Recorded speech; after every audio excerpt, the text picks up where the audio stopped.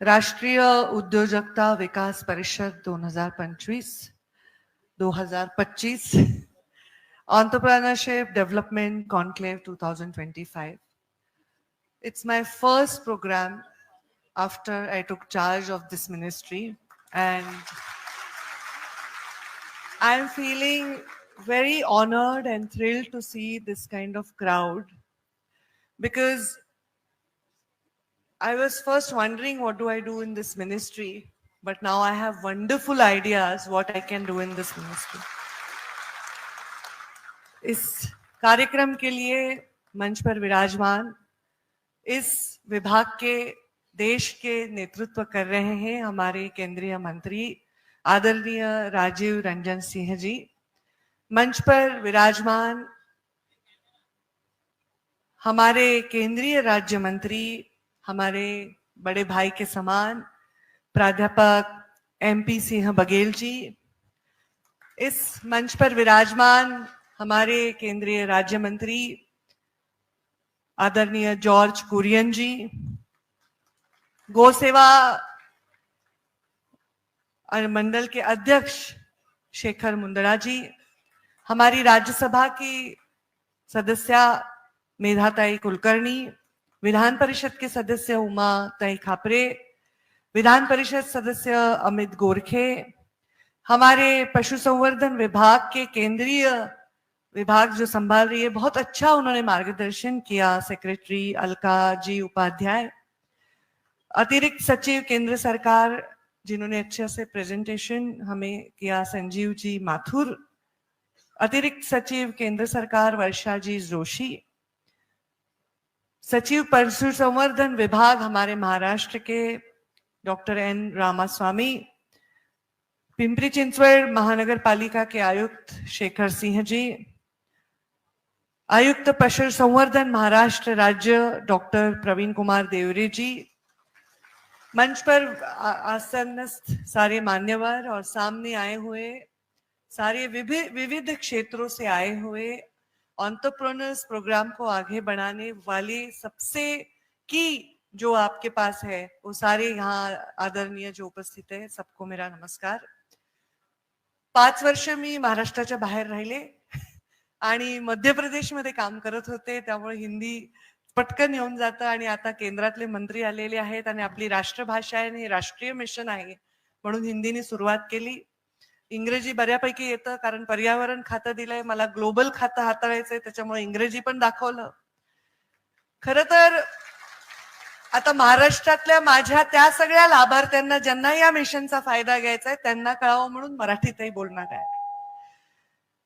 आपका स्वागत सर हमने किया घोंगड़ी देकर। जब भी हम कोई कार्यक्रम लेते हैं, हम स्वागत करते हैं, तो हर स्वागत में मैं देखती हूँ जो हमारे सरकारी विभाग होते हैं उसमें एक देश का एसेंस होता है, देश की खुशबू होती है, देश की संस्कृति होती है। हम सिर्फ कोई वस्तु आपको भेंट नहीं कर रहे हैं, तो इस देश की संस्कृति जो हर समाज पुरखों से करता आया है, और जैसे बैलगाड़ी का हमने भेंट दी, घोंगड़ी भेंट दी, और ये हमारी संस्कृति है जो हमारे लोगों ने बुनकर आपको प्रदान की है, तो आपने उसका स्वीकार किया। मैंने रूरल डेवलपमेंट मतलब ग्रामीण विकास और जल संधारण और महिला बाल विकास ये डिपार्टमेंट मैंने संभाले 14 से 19 तक। मैं ये तीनों विभाग और वहाँ एम्प्लॉयमेंट गारंटी स्कीम चारों विभाग की मंत्री रही हूँ। जब मुझे वो विभाग दिए गए तब मैं सोच रही थी कि रूरल डेवलपमेंट में मैं क्या करूं, कुछ अच्छा ही कर दिया होगा कि रूरल डेवलपमेंट करके अभी रूरल एम्पावरमेंट की जिम्मेदारी मुझे आदरणीय मोदी जी ने हमारे इस विभाग को सौंप कर दी है। क्योंकि हम तो वास्तु बना लेंगे, ग्राम पंचायत कार्यालय बना लेंगे, हम लोग वैद्यकीय सुविधा दे देंगे, पशु वैद्यकीय अस्पताल बना देंगे, पर ये सब हम बनाएंगे तो ये सफल तब होगा जब हम ग्रामीण युवकों को, ग्रामीण किसानों को हम एंटरप्रेन्योर्स बनाएंगे, अपने पैरों पर सही अर्थ में खड़ा करेंगे। जब इस सृष्टि की शुरुआत हुई थी तो पशु ज्यादा और मानव कम थे, अब उल्टा चित्र दिखाई देता है। महिला बाल विकास खाते में जब मैं काम करती थी तो वहां माताओं को और आहार देने की जिम्मेदारी थी, तब लगता था कि ये कुपोषित है, ये स्तनदा माता है, गर्भधारणा की हुई माता है, तो इनको हम कितने अंडे खिलाएं और कितना दूध पिलाएं कि ये सशक्त हो जाए। अब मुझे चिंता करनी है कि हम कितने ज्यादा अंडे बनाएं, कितना ज्यादा दूध प्रोड्यूस करें कि इस देश का हर नागरिक कुपोषण से कोसों दूर रहे। और ये करते वक्त मेरे जो अंडे और दूध देने वाले मेरे जो पशु है वो भी कुपोषण से कोसों दूर रहेंगे, वो भी अगर हेल्दी रहेंगे, वो भी अगर स्वस्थ रहेंगे, तो मेरा देश स्वस्थ रहेगा। इसलिए इनकी स्वस्थता भी उतनी ही आवश्यक है और उसके साथ ये इसको औद्योगिक स्वस्थता देने की भी जरूरत है, इसलिए कॉन्क्लेव है। So basically I am very very proud and very honoured for this initiative taken by the department. Over 70,000 people directly and 1,60,000 people indirectly throughout the country are benefiting these schemes. I feel very proud to express that Maharashtra is a leader in livestock proposals in the 20% share in the nation. And when secretary was giving presentation, they were saying we are number 1 in the milk, number 2 in poultry. Am I wrong? I don't know. Is it because I'm just taking the data correctly? तो हम number 1 number 2 तो already हो चुके हैं। हमें अभी क्या करना है? हम दुनिया में नंबर 1 हुए, दुनिया में नंबर 2 हुए, इसके बावजूद अगर हम हमारे देश के किसानों को हम कर्जा माफ करने के लिए सरकार के सामने हाथ फैलाना पड़ता है, कर्जा माफी करनी पड़ती है, तो हम कैसे जीते? हम इन नंबरों को और जीतने की कोशिश करेंगे। महाराष्ट्र का भी नंबर है 5th in milk production, 7th in egg production, 4th in wool production, 3rd in meat production. मैं चाहती हूँ कि इस 5 साल के कार्यकाल में, जो मुझे 5 साल मिलेगा ऐसा मैं सोच कर चल रही हूँ, 5 साल के कार्यकाल में इन नंबरों को मैं एक नंबर आगे बढ़ाऊं तो मैं अपने स्टेट के प्रति अच्छा काम करूं। And I extend my best wishes to the conclave, which will provide a platform for knowledge sharing and for the interested entrepreneurs to come and pitch in and make this economy very, very standard economy. जसं मी सांगितलं की rural development मिळालं तेव्हा मी विचार करत होते काय करू, आणि करून दाखवलं, थोडं बहुत काम करून दाखवलं। जिथे काय करू असा प्रश्न येतो तिथेच खूप काही करता येत असतं, जिथे सगळं झालेलं असतं तिथे काहीच करता येत नाही। त्यामुळे मी असा विचार केला की त्यावेळी आपण कसं काम करायचं, तर माझ्या मनासमोर डोळ्यासमोर एक कोट आला, if you change the way you look at things, if you change the way you look at things, the things you look at change. So आपण आपला दृष्टिकोन जर गोष्टीकडे बघण्याचा बदलला तर त्या गोष्टी सुद्धा बदलायला लागतात। ह्या प्रकारचा अनुभव या खात्यामध्ये मला घ्यायला मिळेल असा मी विश्वास व्यक्त करते। आणि या खात्याची महाराष्ट्राची मंत्री म्हणून, लीडर म्हणून या खात्याला जास्तीत जास्त, म्हणजे खरं काही ठेवलंच नाही, मला आज अभिमान वाटतो माझ्या टीमचा, देवरेजी आणि सगळ्या टीमचं मी अभिनंदन करते की नंबर 1 तुम्ही ऑलरेडी प्राइज मिळवलेला आहे। मग मी त्यांना म्हटलं आता मी काय करू, तुम्ही तर नंबर 1 झालेला आहात, पण नंबर 1 होणं तेवढं सोपं असतं, पण नंबर 1 मेंटेन करणं ही मोठी जबाबदारी येणाऱ्या काळामध्ये आपल्याला आहे। यहाँ बहुत सारे बैंकर्स आए होंगे क्योंकि सब मैं देख रही हूँ सभी भाषा और सभी प्रदेश से लोग आ रहे, तो मैं थोड़ी खिचड़ी में बात कर रही हूँ, थोड़ी इंग्लिश, थोड़ी हिंदी, थोड़ी मराठी, तो सबको कंफर्ट लगे। मैंने जब अपने विभाग के डिवीजन वाइज रिव्यू लेने की कोशिश कर रही थी तब मुझे एक चीज पता चली, बहुत सब्सिडी केंद्र शासन से आ रही है।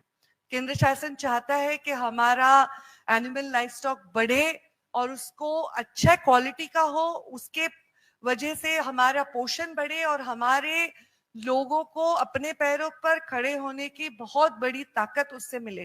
तो इसलिए उसको सब्सिडाइज, बहुत सारी सब्सिडी हम दे रहे हैं। शेळी मेंढी पालन असेल, कुक्कुट पालन असेल, वराह पालन असेल, या सगळ्या गोष्टींवर सब्सिडी मिळत आहे। पर बैंकांना एकच रिक्वेस्ट है, मेरी बैंकों को विनती है, क्योंकि ये सब्सिडाइज स्कीम है। मैंने बहुत जगह रिव्यू लिया तो वो कह रहे हैं कि किसान जब जाते हैं लोन लेने के लिए तो वो उनको कहते हैं आपके पास तारण करने के लिए, मॉर्गेज करने के लिए आपके पास क्या है, तो वो एनए की जमीन मांग रहे हैं। मैंने अपने आयुक्त से भी बात की, तो अभी जो जिसके पास एनए की जमीन है वो तो बिल्डर बनेगा ना, वो क्यों एंटरप्रेन्योर अंडी और मेंढी पालन करेगा। जिसके पास एनए की जमीन है वो तो बिल्डर बन जाएगा। तो एनए की जमीन हमारे पास नहीं, और एनए की जमीन कोई बहुत बड़ी स्वाभिमान और बहुत बड़ी गर्व की बात नहीं है। हम एग्रीकल्चर को जोन को कम करते जा रहे हैं और इसीलिए हमारे पास लैब में चीजें उगाने के समय आ गया है। और फिर भी हम सोच रहे हैं कि हम हमारे ओरिजिनल वंश की गाय भैंसे उनको कैसे जीवित रखे।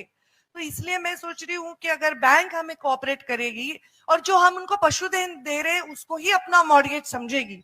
जैसे कोई आप घर, आज प्रधानमंत्री आवास योजना मोदी जी कर रहे हैं, सब लोग को खुद के घर मिल रहे हैं, तो लोग अपना ही घर मॉर्गेज करके उस पर ही लोन उठाते। वैसे अगर आप हमारे पशुधन को मॉर्गेज रखें और उसको मॉनिटर करें कि एवरीथिंग इज टैग्ड, तो हमारे किसानों को जल्दी से लोन मिल जाएगा और सब्सिडी के माध्यम से वो आपका लोन भी चुका पाएंगे।